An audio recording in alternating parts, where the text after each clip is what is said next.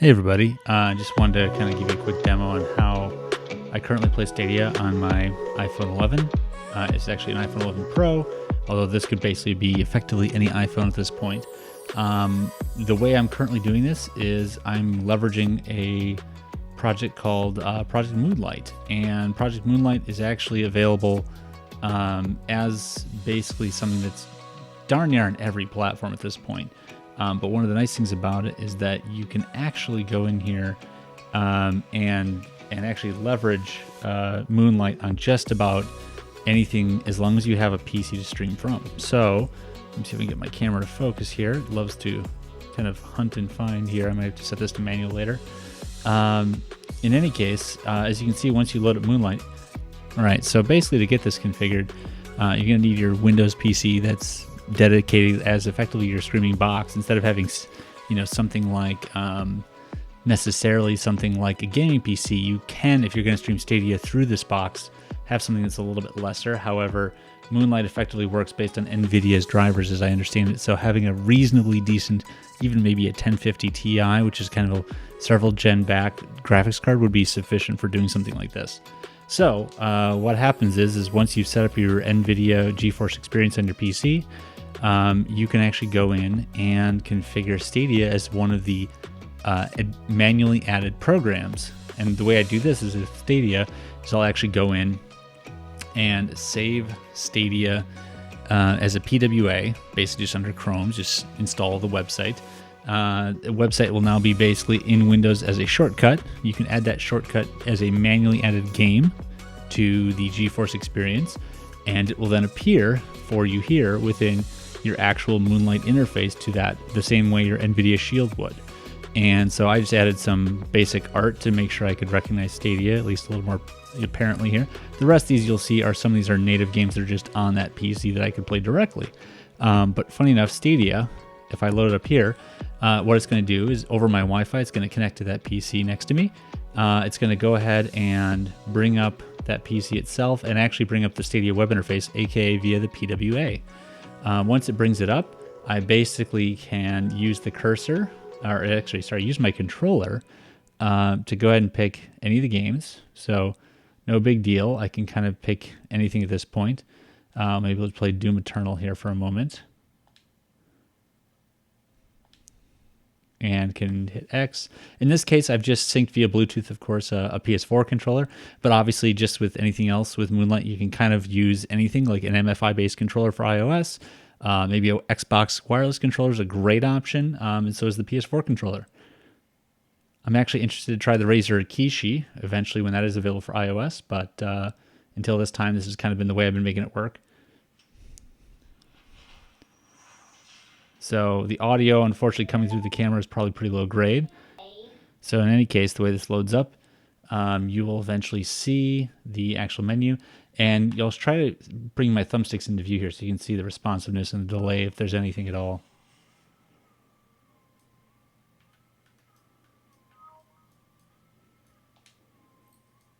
So this is playing Doom Eternal over Stadia using Moonlight onto my iOS device. So Moonlight is, of course, taking in the input controls, making it pretend it's an Xbox controller. Stadia is seeing that controller as a legitimate option as a controller, effectively as if it was plugged in via USB to that PC. And then, of course, using that to connect to and send those inputs onto Stadia. So you'd think with all of this involved, there might be some high latency. However, at the moment, I'm connected over a very fast Wi-Fi connection. This is just, this isn't Wi-Fi 6 yet, but this is 802.11ac, 5 gigahertz, connected to a PC that's hardwired Ethernet connected with gigabit Ethernet to the router. So at this point, the only latency really involved is a little bit more between the Bluetooth stack, I think, of the controller and the iOS device, and maybe just a little bit of the Wi-Fi communication as well. Oh, and I haven't noticed as I'm talking here that I can press A. So we can actually see, and even though this is kind of hard to, play with a little bit, so I can do a little bit of checks here. So if I just go ahead and I'll kind of just try to do an emphasized trigger here mover already.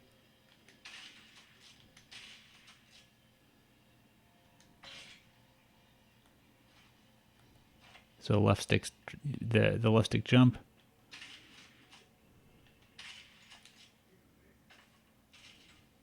It's actually very playable. I actually have very little latency. In fact, at least in my experience when I've been playing this, I've played through multiple levels of Doom Eternal without sort of feeling any level of frustration. Basically, it feeling the same as I would as if I was playing this straight on the Stadia controller, straight onto a Chromecast, which I would otherwise do if I was playing this on my television. So the nice thing is that as long as you have a PC with an NVIDIA graphics card of some degree that's supported by the NVIDIA Shield program, you can basically use that as a proxy to play Stadia, and for that matter, GeForce Now directly on your iOS device. So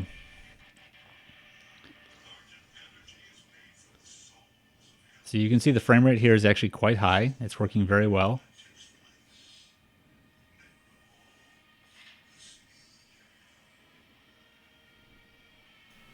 I think what's really notable here is that since typically what Moonlight is used for is streaming your actual PC games on your PC directly, requiring you to have the gaming PC, that seems somewhat counterintuitive to the point of things like Stadia and GeForce Now, where you don't have to own the gaming PC. The point of this demo is that you could foreseeably have a low-grade PC that is at least capable of streaming Stadia and has at least a decent GPU enough to encode for Moonlight without it being a completely over-the-top gaming PC. So, aka a $500 gaming PC would do this just fine, and you wouldn't need the $2,000 one to play something that has things like RTX on that you can get on GeForce Now.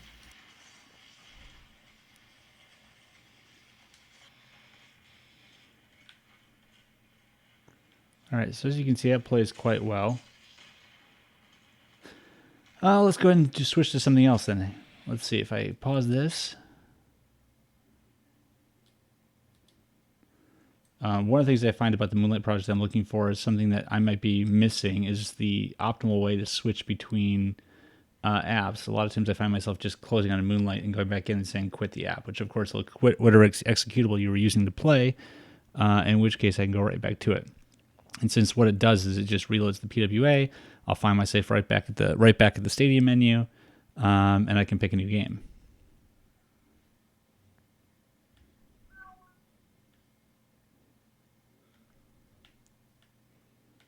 So let's get packed. We could do any one of these. Well, let's see something that's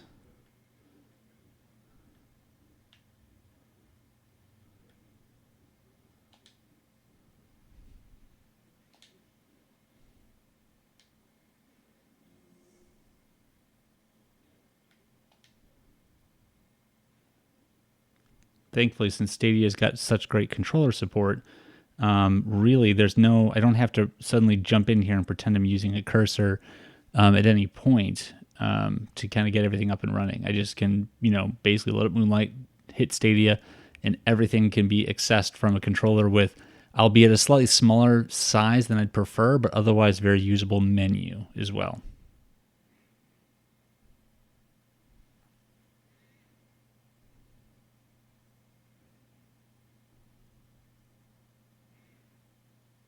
You can move the cursor out of the way if it's not already been removed by Stadia's full screen mode. There we go. Stadia is taking a little bit of time there to load up the game. So again, I mean, it's incredibly responsive, very low latency as far as I can see.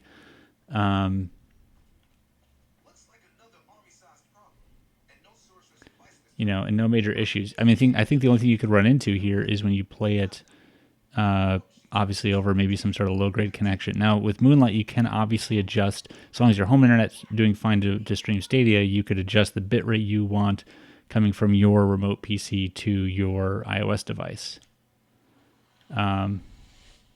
It's just sort of a question of what works best for you. So I see this more as an auxiliary to when I want to play around the house. Not so much when I'd be out at a coffee shop, but it's still technically possible. So one of the things that Moonlight has mentioned out in its developer forums is that Apple is blocking current updates to Moonlight because it doesn't like the fact that you can play Moonlight from remote locations. This means it'll probably be blocked to LAN IPs only. What this will really end up meaning, of course, is that in order for this to actually still be played remotely, as I would basically have to configure a VPN at home so that I could access my, PC as if I'm on a local LAN IP. And that's probably what I will end up doing in that case. But again, most of the time I'm just playing this from home anyway, just in other rooms because, my kids and I are debating on who gets to who gets to play games first on the television. So, but otherwise, yeah, this works great. And you can see it works perfectly fine. Obviously, you can go into Moonlight and play a myriad of other games that aren't necessarily even Stadia. I could even play GeForce Now. So let's try that just to show you what that's like. Now, GeForce Now actually is notoriously a little bit slower to load up. So in terms of using this is actually a little more difficult than Stadia will be, at least to just get the game started. But otherwise, it's still very technically possible. So you can see in this case, I'm getting effectively a Windows menu, right? So if I want to play something like Hyperscape, I can do it, but it's a heck of a lot harder to see what I'm doing. I can basically hit play, and of course, GeForce is going to do its usual, looking for a available spot. I don't happen to pay currently for GeForce Now, so I will not be in high as the tier. So you currently see there's a bit of a wait time. So as you can tell, what this really means is that anything I can play on my PC would be playable through this system, right? So since Moonlight is simply streaming the display, just as other technologies like Brainwave and Parsec do in many ways, Moonlight just having, as far as I can tell, the best performance on iOS in particular, but especially on a bunch of platforms, it's very good. So this is really just opening up the door to allowing me to use kind of anything I can play on my PC. So when Xbox Game Pass releases its Windows client, that'll mean that content is available. Right now, Xbox Game Pass games that I can install on my PC are completely playable now too. So I can play things like even Microsoft Flight Simulator right now on iOS. Not that I'd necessarily recommend it, but you can do it. It opens up the door to a lot of those things. Anything in GeForce Now. And I think that's what's great, is it lets the tech do what it can without sort of these arbitrary platform limitations that as these companies sort of argue this stuff out. I do see in time they're going to work these deals out, and they're going to create better interfaces and things that are much more reasonable for most people to utilize. But if you're willing to invest, if you have the tech, if you're willing to invest the time and you understand how to configure some of this stuff, you could be playing Stadia, GeForce Now, Xbox Game Pass right now on iOS. And I think that's pretty cool. So this was just to show is that it's technically possible. But obviously you just have to, there's a lot of caveats that come with that. So